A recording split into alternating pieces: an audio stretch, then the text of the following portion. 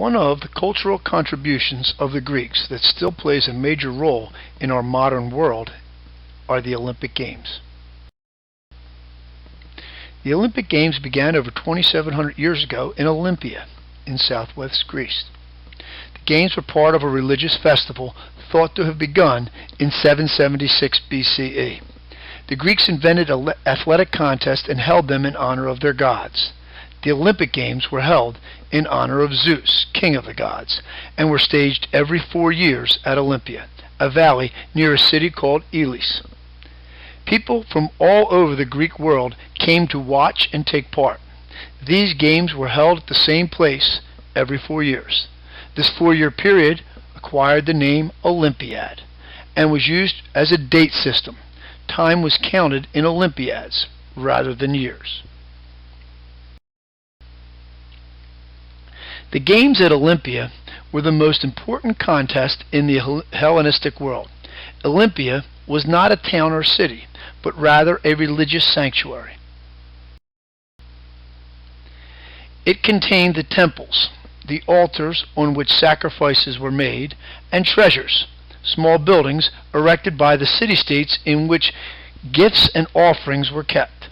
Outside the sanctuary were training areas and competition sites, plus all the buildings used for administration of the games or to welcome important guests.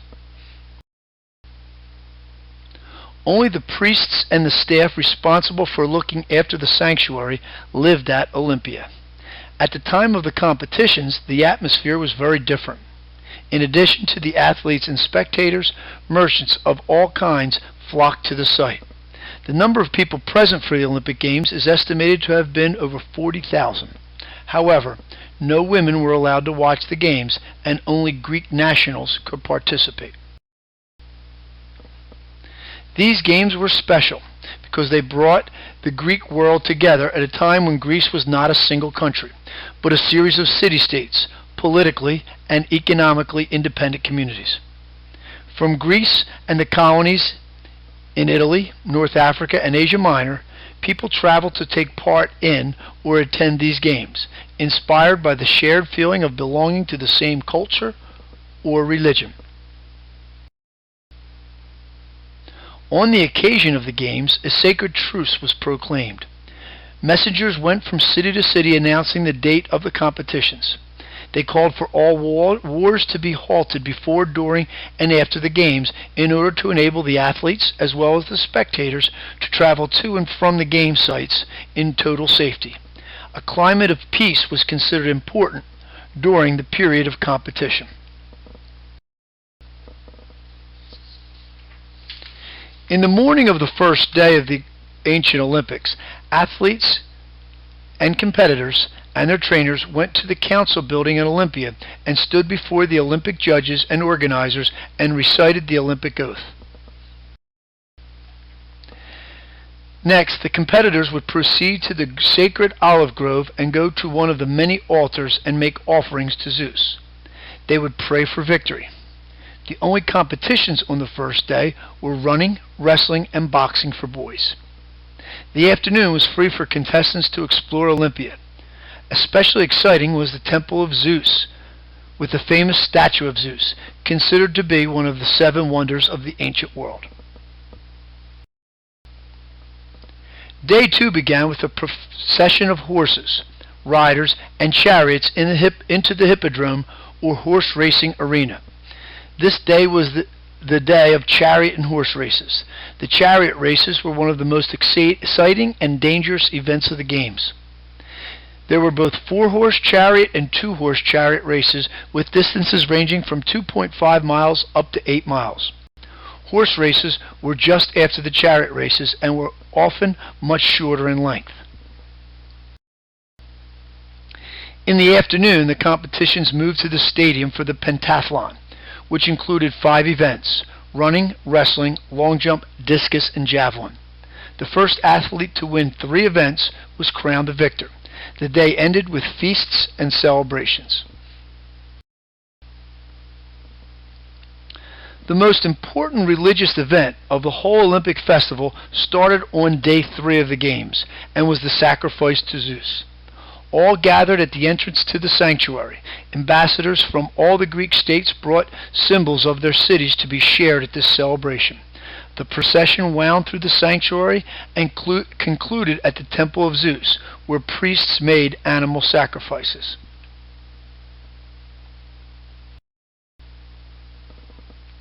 In the afternoon, runners ran a long race of about 2.5 miles.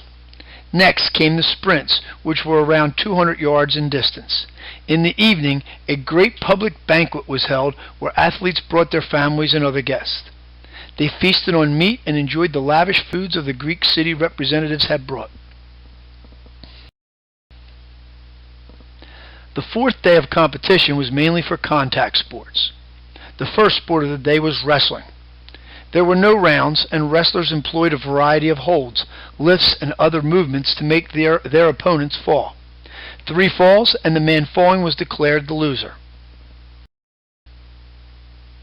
At midday, boxing began. Boxers were often severely hurt, cut, and disfigured, and in extreme cases even killed. The fighters wore leather gloves, and a boxer was allowed to go on hitting his opponent even after he'd knocked him to the ground. Boxers often went for their opponent's head and face, so fast footwork was essential for the competitors to avoid too many punches.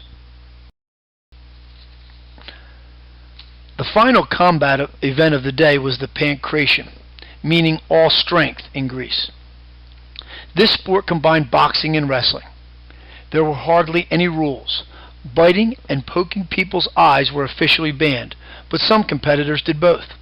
The goal for the athletes was to make their opponent give up and concede defeat. The last event of this day was the warrior race, or race in armor. Athletes ran 2 lengths of the stadium wearing a helmet, greaves, and shield.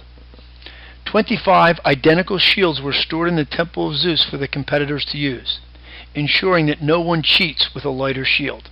The race served as a reminder that the purpose of the athletics was to prepare men to fight in battle. Day 5 was the final day of the Olympics.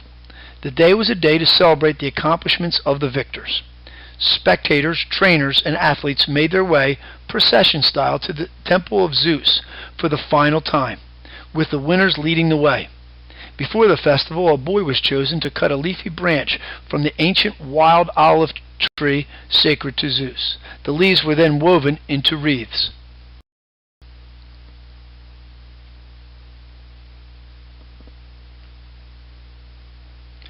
When the procession reached the front of the temple, the winners would come forward, and a wreath was planted on the head of each winner. Although winners did not receive any financial reward, Olympic champions became important figures in their own city, where they often took on political roles. The glory of the victorious athlete brought reflected glory to all the inhabitants of his hometown. When he returned from the games, he was given a hero's welcome and received numerous benefits for the rest of his life. To show that he had become famous, the victor had the right to have a statue of himself erected. He could also ask a poet to write verses telling of his feats. Because they were proud of him, his fellow citizens sometimes made coins with his image on them, so as not to forget him and to make him known throughout the Greek world. The rest of the day and the evening was spent feasting. There was a big public banquet as well as many private parties. The parties often lasted well into the night.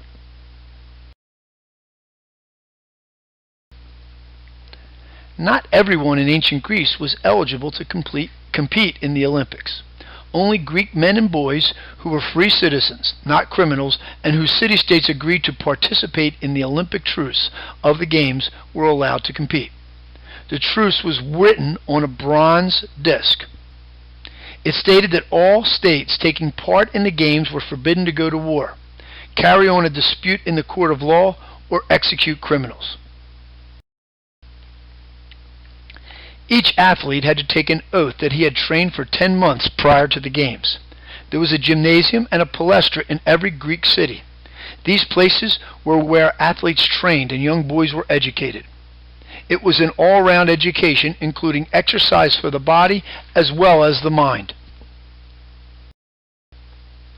Physical education, music, arithmetic, grammar, and reading were all parts of the program. 30 days prior to the Olympic Games, athletes were required to gather for preliminary training and trials at Elis, a city close to Olympia. This was to make sure that all athletes were fit and received equal treatment. It was also to determine which athletes would participate in the official games. Citizens of ancient Greece lived by a set of ideals, values, and morals. These ideals were known as the concept of Olympic spirit and include virtue, noble competition, honor, freedom, and peace. For an athlete, only a lifetime with honor was worth living. An honorable man was a man with self-discipline and respect for himself, the gods, and the city-state. He took pride in carrying out his duty towards his family and his city-state.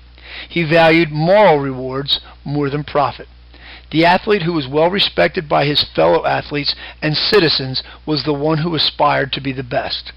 He showed respect for his fellow competitors and followed the rules of the games. Such an athlete exhibited restraint and avoided overzealous behavior. A noble competitor accepted both defeat and victory gracefully. Some athletes did not always respect their oath and tried to win by unauthorized means. This kind of cheating was punished, and the dishonest athletes had to pay fines. With his money, many statues of Zeus were erected, known as the Zanes. Each of these statues were placed along the passageway that led to the stadium, with the names of the cheat inscribed on its base. To get to the competition site, athletes had to walk past all the statues. This reminded them of the example not to follow. Women were not technically allowed to compete in the Olympic Games. However, women could be declared winners in equestrian events as owners of the horses or the chariots. Married women were not allowed access to the stadium during the games. Only the priestess of Demeter was permitted to watch the games seated by the altar in the stadium. Women had their own special competition known as the Heraea Games.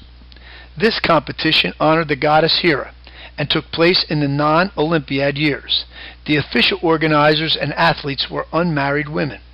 The Heraea was made up of 3 sprint races along the stadium track, specially reduced in length by 1/6. The competitors were divided into age groups, beginning with the youngest women.